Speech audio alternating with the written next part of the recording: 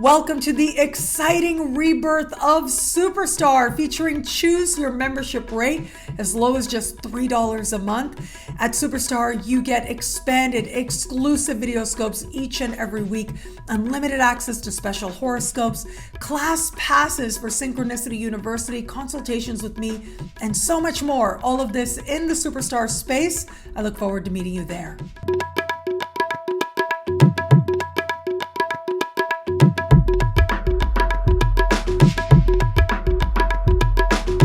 Hello, fabulous friends, fans, and superstars. Welcome to your horoscope for the week of October 23rd, 2022.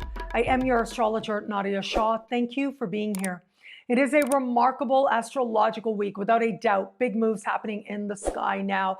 We have got a solar eclipse in a sign ruled by the Scorpion, by the Phoenix, by the Snake, according to the late, great Jonathan Caner.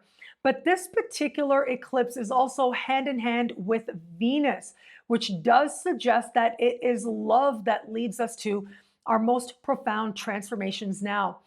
But we also have another big energy, and that is Jupiter, retrograding back into its ancient home sign of Pisces. And this is where compassion is going to heighten that much more for more of us, and where it is that we direct some of that compassion towards ourselves, well, that really is when we become a force of positive influence and transformation in the lives of others. So let's talk about that solar eclipse to start. I mentioned these important symbols of this sign. And this association is one that I came across many, many years ago through the work of the late, great Jonathan Caner, where he spoke about how he understood the energy of Scorpio as associated with a phoenix and associated with a snake. We know that the scorpion is where Scorpio gets its name from. And yet it is the phoenix that is able to rise from the ashes, more brilliant, more beautiful than ever before. The myth of the phoenix, well, that stretches across the world, across the globe. Just about every culture, ancient civilization certainly had a phoenix-like figure, a bird that arose from ashes. Now, I'm going to talk more specifically about the mythology as associated in ancient Greece, although we can see the roots of this myth going back to ancient Egypt. And essentially, the phoenix was a creature that was strongly associated with solar energy. And what would happen is this particular bird, if you will, this flying creature, would go through cycles. And every so often, depending on the myth and the region, some regions put it at every 500 years. Others didn't necessarily specify the amount of years. But every so often, this bird would light itself on fire, turn into ashes, and from the ashes emerge more brilliant, more bright, more colorful than it knew itself to be before. And so with every cycle that this phoenix goes through, and every regeneration as a symbol of regeneration, this bird becomes more and more brilliant to look at, more and more beautiful, more and more colorful. Its colors are able to be owned by it and seen by others that much more fully. And in this way, when you see a phoenix, you can recognize how many cycles it is that they've actually been through based on how brilliant and colorful their feathers actually are. Now, again, there's some form of this myth in just about every culture.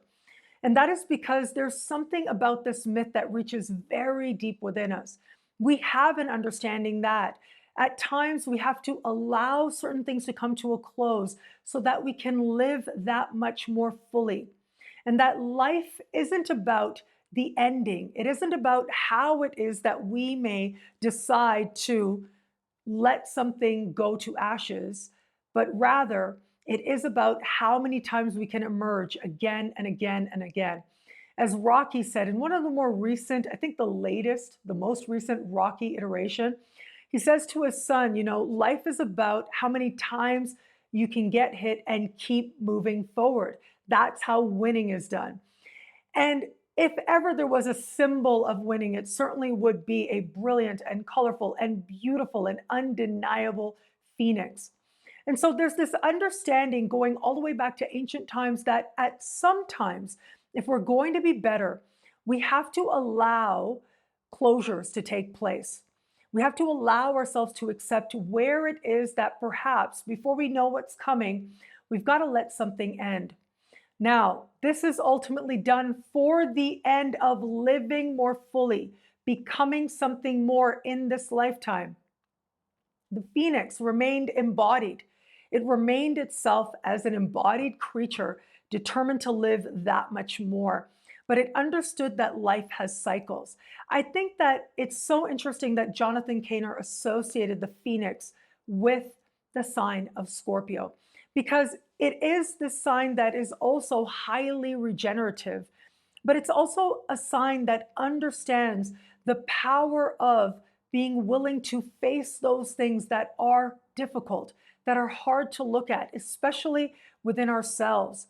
Now, what this solar eclipse does is, on the one hand, it returns the solar association to the phoenix. But on the other hand, what it does is that it reminds us that even if we are being regenerated in some way, even if we're going through a transformation, whether we judge that transformation as difficult, as easy, it is now where we bring love to the journey that we're able to make the most gains and embrace all of the brilliance and color that we have yet to be. You know, I was talking to a new friend here in Costa Rica. I'm so loving Costa Rica, I gotta tell you. I was only supposed to be here for about a month. It's been about 2 months now because I love it so much. And my friend is a florist, a flower artist is what he calls himself. And he was talking to me about how, just like the divine created all these different people of different colors, of different body types, of different languages, of different heights, is the same way that all these different flowers are created. And just like all the different people in the world, they are all an expression of the divine, of a singular source. So too are flowers, representing different vibrations and different frequencies, but ultimately connected to the same source. Now, whether you understand that source as the divine, as something beyond the physical, or whether you understand that source as the earth itself, which a lot of people associate very strong spiritual energies with the earth, and would understand why it is that flowers would have such a diversity to them, and how we would have such a diversity to us, given that we come from the earth and flowers come from the earth as well. And I thought that this was so fascinating a contemplation, especially in light of this very powerful Scorpio eclipse energy that we have happening this week. That Scorpio eclipse energy invites us to look at those parts that perhaps we've rejected before, perhaps we even judged within ourselves before, and to find love there and to give love to those places within ourselves as part of turning that energy into brilliance, into color, into light, into what it is ultimately that makes us stronger and shine that much more. The fact that this is a solar eclipse, again, this solar association with the phoenix is so strong. And why is that? Well, in its own way, and there are lots of myths going all the way back, especially I'm thinking about Egyptian myths that talked about how the sun would be born and would die every day. Every day the sun would rise. It would be a rebirth of the sun. And a rebirth means that the sun is not what it used to be. The sun is no longer what it was just the day before. Because once that ending has occurred, what emerges is going to be more brilliant, more bright, more colorful, more strong than what it knew itself to be before. And this is something that was certainly discussed in ancient Egypt. And I think that this is part of how this association of the phoenix starts to really take that much more precedence in ancient Greek mythology as well. And so here we are. And in our own lives, we might be looking at things that are challenging. I want to also say that the energy of Scorpio, well, it has to do with the occult. And think about what the occult represents. Occult is what is hidden, what it is that you don't necessarily always want to look at or see, or maybe what it is that is done in the shadows, what it is you do when nobody is watching and that nobody sees, and yet is a source of great power and great strength. I remember way back in the day, I mean, we are going way back in the day here. I actually took a magic class with a magic teacher. It was, I think, a 10-week course that I took, and it was very enlightening. Again, we're going back like 20 years here, so I don't even remember the instructor's name, but thank you, universe, for her. She was amazing. And I remember her talking about these pillars of magic. And so if you are going to perform a ritual, one of the most important, the foundation of this pyramid of magic is to be silent. And what that means is you can know, you can dare, you can speak, but it is the ability to hold the magic. It is the ability to do the ritual and then not discuss it with anyone else. That is where the magic becomes that much stronger.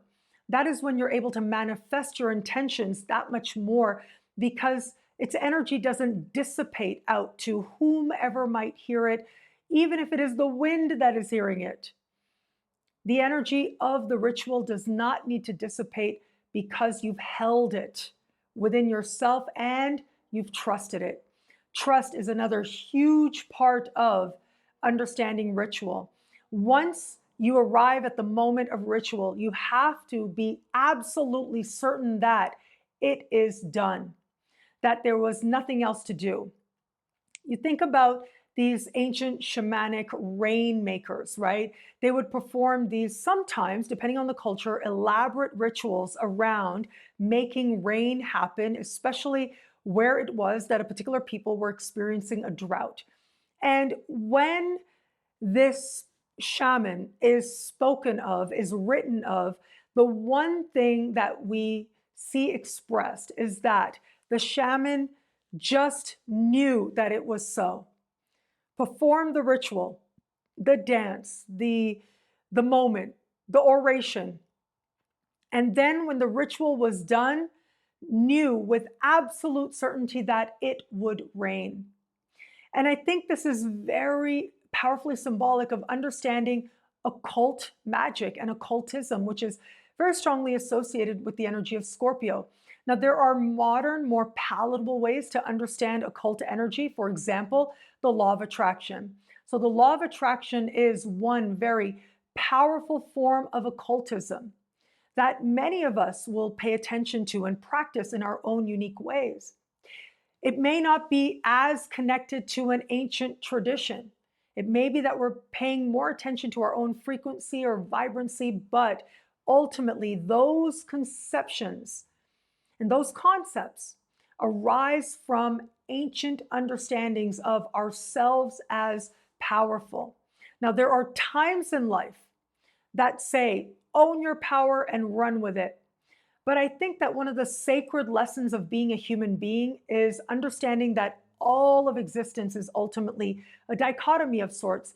Although many have started to question this and challenge this, saying that the universe isn't necessarily just a duality, but rather it is much more complex and nuanced than that.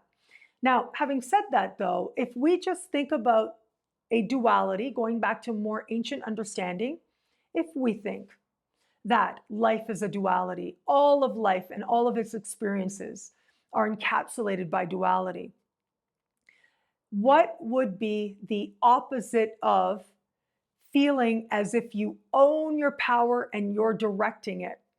Well, the opposite of that would be understanding that there are limits to your power and instead surrendering, especially when it is that we may not even know what a higher, more loving vision for our life could be. And especially considering that there are so many times in a life when you will have a concept as to what could be the most incredible, most amazing manifestation possible. But when you look back at your life, you realize that if that were to have manifested, that would actually have been a very limited vision for your life in comparison to what the universe had planned for you. And I think so many of us can actually look back at those moments when we didn't get what we wanted, where maybe we tried so hard, we aligned our will, we went for it, and it didn't manifest, and we were so devastated. And yet, because of that devastation, because of those ashes, a more brilliant and beautiful and colorful and strong self was able to then emerge to do that much more of all it is that you are meant to do in this lifetime. It is now with this Scorpio solar eclipse that we might just get a little glimpse of that, a glimpse into what that could look like for us, a glimpse into understanding that we are going to own our focus and our power, but at the same time, we're going to allow ourselves to emerge, and we're going to bring love to that process, especially love to ourselves. That is where true power, brilliance, and color is found. And that really is when we start to become more conscious of how we are these shining examples of a singular source. There's an example often used of the flower, right? The flower isn't saying, I'm going to do this and I'm going to do that, and I'm going to make this happen. The flower exists. It trusts its relationship to the water, the sun, the earth. It taps into these because it understands itself as part of the environment, and it simply allows itself to grow and to bloom and to be brilliant and beautiful and to become something more. Solar eclipses are always an opportunity to align ourselves once again with a higher, more loving vision for our life. The more we hang on to some other concept, the more painful we make it for ourselves. But I think this time we will be able to see how much love is on offer if we surrender the journey and stay open, stay curious to what more we could be in this lifetime as part of letting it reveal itself to us. It is in the reveal of what that could be that we end up becoming something more than anything we could have imagined ourselves to be before. Now, the other massive energy this week, I have to say, this is big. This is Jupiter retrograding back into the sign of Pisces. This is big. Think back, because I've been talking to you about this Jupiter in Pisces energy for a while. There is a Jupiter in Pisces special horoscope here on YouTube, and I will link to it below as well, where I really dived into the fact that Jupiter in Pisces consisted of 3 chapters. Now, that is kind of rare for that to happen. We had Jupiter in Aquarius, step out of Aquarius into Pisces in 2021, and then step back into Aquarius. It was at the end of 2021 that Jupiter stepped into Pisces, zipped through Pisces right into May of this year, and then entered the sign of Aries.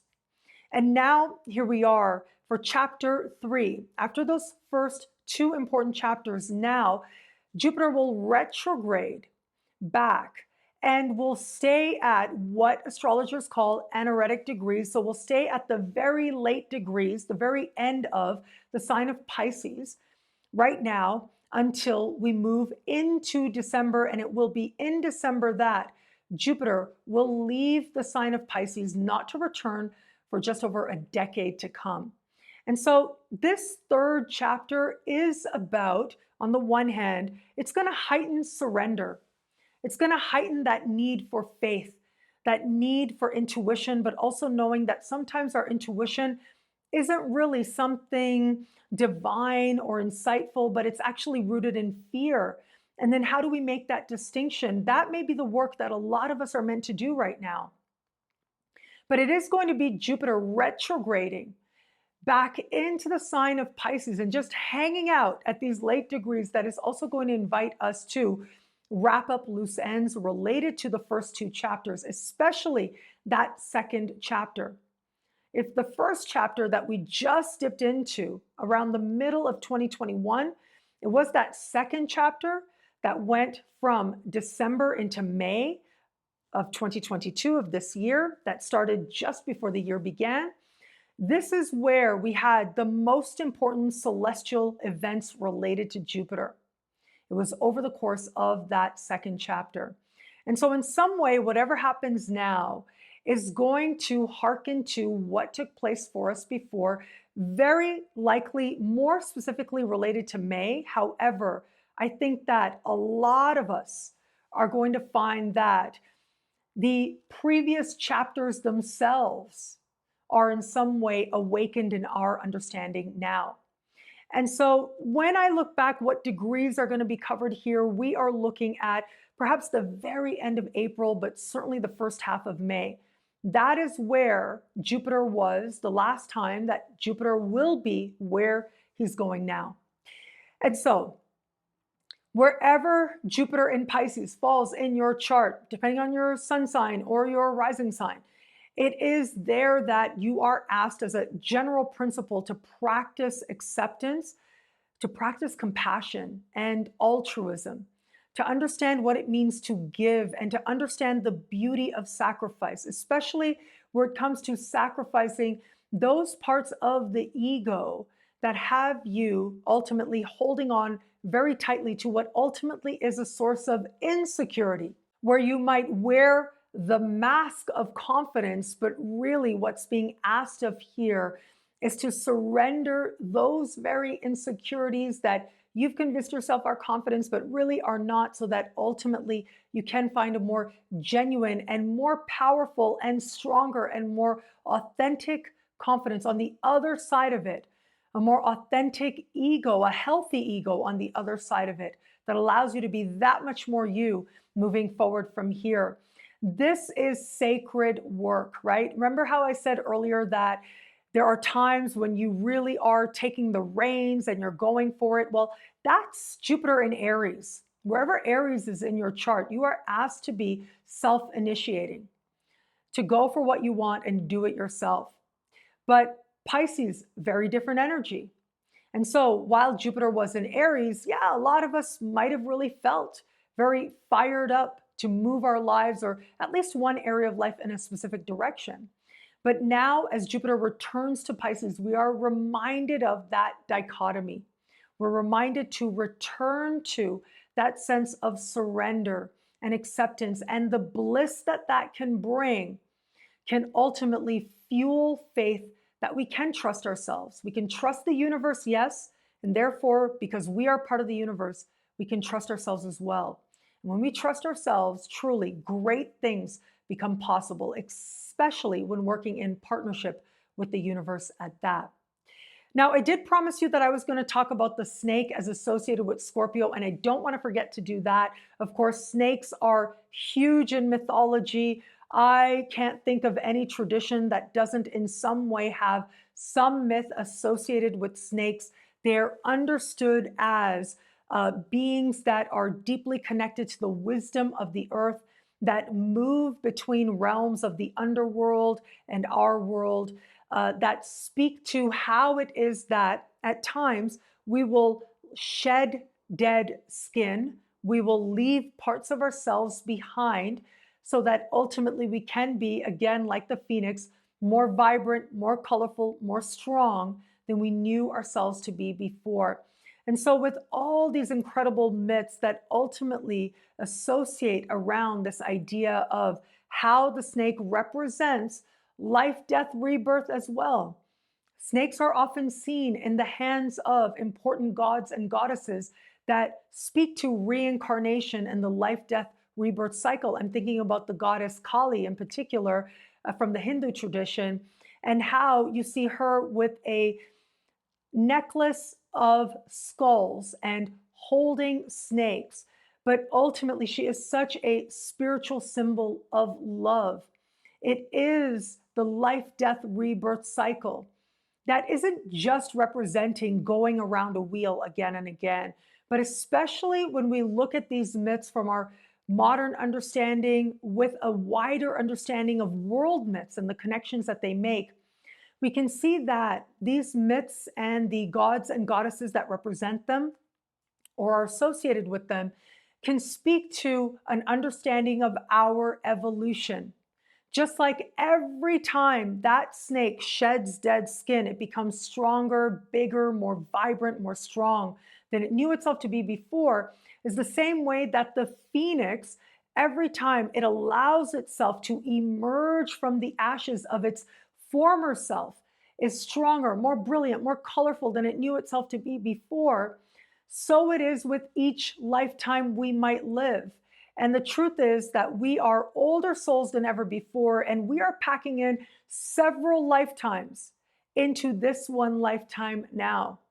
I do think that with all this very powerful energy we have here, this water energy, a Scorpio solar eclipse conjunct Venus and Jupiter, especially Jupiter moving back into the sign of Pisces, we are reminded that it isn't about an ending and then we start again. It's never about that. It's about our evolution. It's about all the ways in which the universe is constantly encouraging us with love, with wisdom, to become something more than we were before. Now, I also want to quickly touch on the fact that the Sun and Venus at the start of the week move into the sign of Scorpio.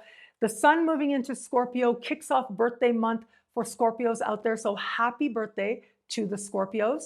And it will be through this week that Mercury will be making key connections as part of wrapping up its journey through the sign of Libra at the end of the week, moving into the sign of Scorpio as well. So we're about to get all this heightened, jacked up Scorpio energy with us, transformative energy for a lot of us out there. Having said that, though, the energy of Libra is different. It is an energy of balance, consideration, and diplomacy as well. Even diplomacy and seeing things from other perspectives can really go in different directions, especially where it is that different sides have different views, different desires, and especially want different outcomes. As Mercury wraps up its journey through the sign of Libra, it is going to reach out to other power players in supreme harmony that are also in air signs as well. And what this suggests is that there's going to be an emphasis on communication and sharing. As much as we have so much energy in water now, which is about emotion and intuition and feeling, there's also going to seem to be merit and emphasis placed on the ways in which expressing and relating your particular ideas or desires can be a source of great power now. At the beginning of the week, it's Mercury speaking in supreme harmony with Saturn. Saturn in Aquarius having to do with groups and collectives of people. And it is going to be on Thursday that Mercury will trine Mars in the sign of Gemini, those spontaneous interactions and relating to others as brethren, as siblings to yourself is where that right balance can be found in a very harmonious way. However, later on Thursday, we have got that very Mercury speaking in a conversation of tension with Pluto. Pluto has to do with power in general. And in the sign of Capricorn, the structures of power, who holds the power. So this does suggest that it may be, as much as there is a desire to find that middle ground, it may also feel like some higher authority is coming down really hard and not allowing that easy flow of compromise to happen. And so this is something to keep in mind as part of the journey ahead. Of course, it is this week that Mars is stationary, going retrograde next week. So Mars right now at the height of its power, there is so much strength to be found in being willing to have the conversation and to approach it from a place of lightness, not necessarily from a place of great consequence. That's when we start getting into those power struggles there that can be indicated with Pluto squares, where it is that we keep it a meeting of equals, that really is where a lot of people can thrive and feel like they come out on top. What I love about this week for us, well, there's so much here. It's a powerful astrological moment. Now, I did want to share with you a very quick story about a movie that I recently saw and how it is that it so resonated with me in talking to you about this week's astrology. And the movie is called I Am No Longer Here. Ya no estoy aquí. And so the movie is in Spanish, and you can watch it with subtitles, of course. And this movie is Mexican, and you may know, or you may remember, or you may not know, but I lived in Mexico for 9 years. And so, of course, that country and culture and people are very near and dear to my heart. And so this movie, just on that level, of course, it's going to resonate. But the story itself, it isn't every day that you see a movie that really stays with you after you watch it. And that's how I felt watching this movie. It was so very beautiful. And I don't want to give away any spoilers or anything like that, but in a very meta sense, I'm just going to mention some larger themes I saw here playing out. In this movie, it's sort of an exploration of what it means to be in a place and what makes you feel like you are there, what makes you feel like you want to be there, and what happens when you can no longer be there physically. So you are somewhere else, but a part of you is so strongly connected to that place that it's like you are no longer in either place. And what happens if you are returned to where you were before, but that place has now transformed? It has become something else. Who are you then? Who do you now know yourself to be? And what do you think here, when we say you are here, what does that now mean to you? Because the place has transformed, of course. The definition of that is going to transform as well to you to understand what here is. And how do you return to here if the place has transformed? So these were some themes that played out. It was so beautifully done. The cinematography, the direction, everything. So kudos to everyone who was part of that incredible movie. But I was reminded of the astrology of this week when I observed and watched this movie and how it stayed with me. Because the energy of Scorpio, it has a way of staying with you. It has a way of reaching very deep within and transforming you to the core. And of course, Venus is not only goddess of love, she's also goddess of art and pleasure and beauty and how we define it. And so this idea of bringing art and beauty to what is ultimately also rejected, because it is those very deep core parts of ourselves that we think we cannot share with others because then they will reject us, that ultimately need the most love. They need the most acknowledgement of their very beauty. And then how is it that within that place we might find ourselves? Every eclipse is a chance to begin again, aligned with a higher, more loving vision of ourselves, not just of our lives, but about whom it is that we are. And where it is that we hold on to identities too tightly that have served their purpose, we don't allow ourselves to become more. Well, it is now that I think a lot of us in our own ways, whether it's this form of art in terms of this movie or some other form of art or beauty or love or attraction, all of this may very well be part of what in some way leads you to the core of yourself, those parts of you that maybe you judge, you criticize, that you wish weren't there. And there, as you find acceptance, you will find great beauty that has the power to transform you for the better and so many others as well. Well, thank you so much for watching. What do you love about this week? Let me know in the comments below. I love reading you guys. And to prove it to you, here are some of my most recent favorite comments. Thank you to everybody who likes, who comments, who subscribes, who shares, who thumbs up. All of it means so much. Thank you for hitting the notification bell and so much more. I'm so grateful for it. And of course, if you want to know how all this wonderful stuff this week speaks to you in your sign, log on to NadiyaShahSuperstars.com, where you get expanded, exclusive video scopes each and every week for each and every sign for as low as just $3 a month with choose your membership rate. Higher tiers get you things like all access passes to Synchronicity University events, consultations with me, and so much more. All of this in the superstar space at NadiyaShahSuperstars.com. I look forward to meeting you there. Link is in the description below. Synchronicity University presents some incredible programs starting very, very soon. You've got about a week left to choose your tuition rate. As low as just $5 a class, an unheard of rate for this caliber of astrologer and this caliber of programs. I am so proud of Synchronicity University's world famous choose your tuition rate. And so yes, you got about a week left. Let's start with my incredible friend, Yuridia Robles.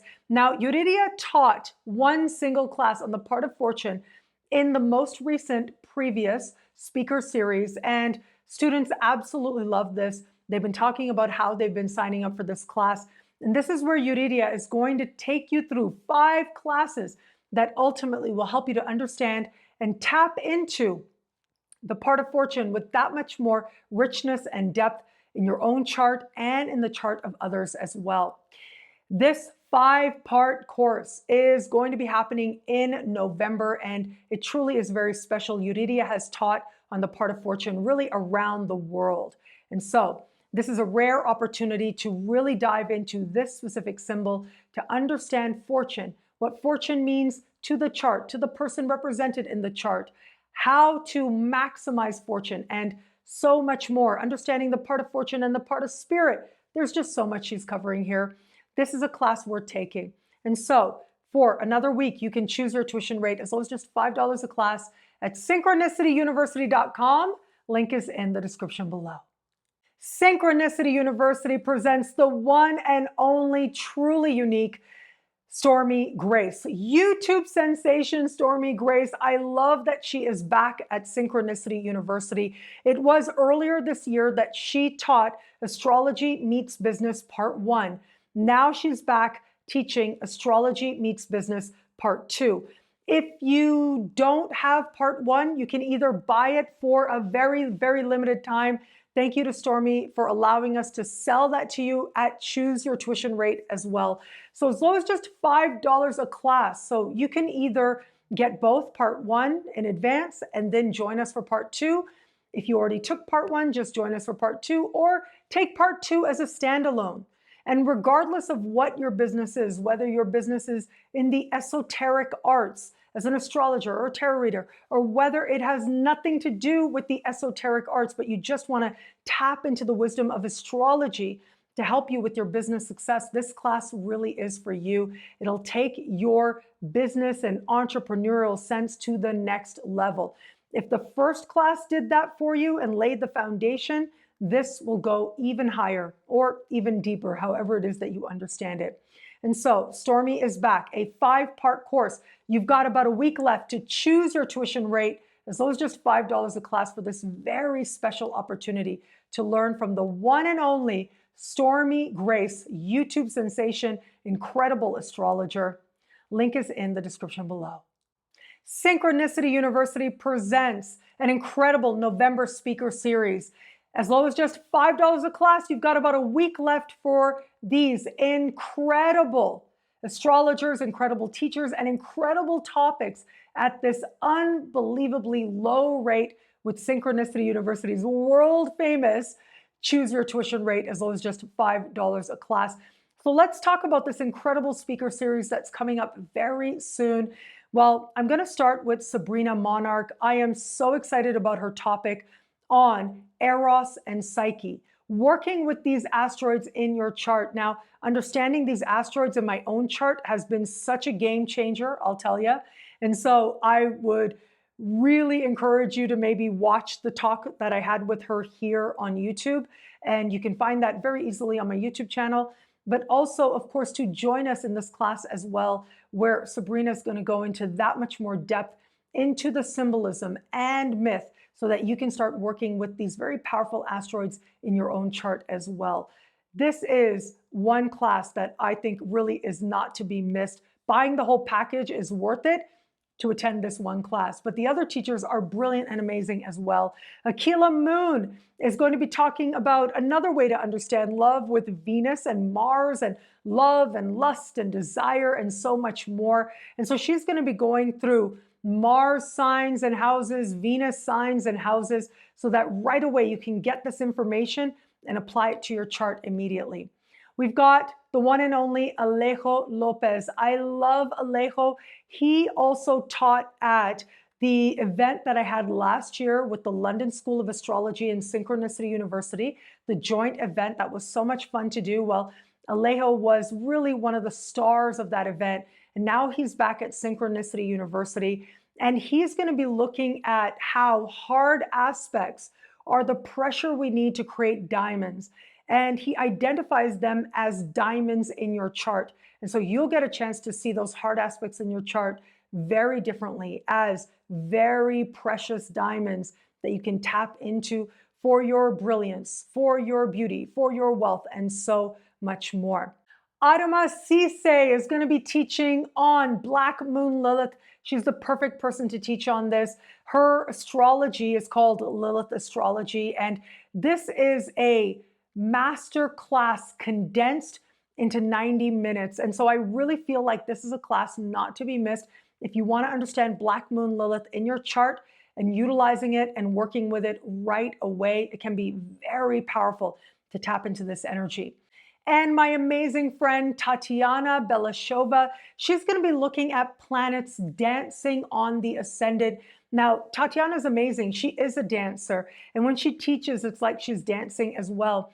And the way that she interprets planets on the ascendant, she's going to be looking at whether that planet is in the 12th or technically in the 1st, and how close it is to the ascendant, and how all of that speaks to what was happening before you were born, right around the time you were born, after you were born, what planets on the ascendant say about you and your appearance and your personality and your psychology, like so much. She's really going to go into it. So this is going to be a very fun class that you'll be able to apply right away and understand how planets on the ascendant are speaking to you or the charts of other people that you might look at, and so much more.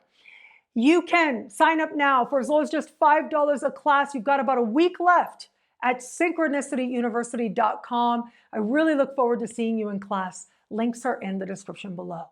And thank you. Thank you so much for being here.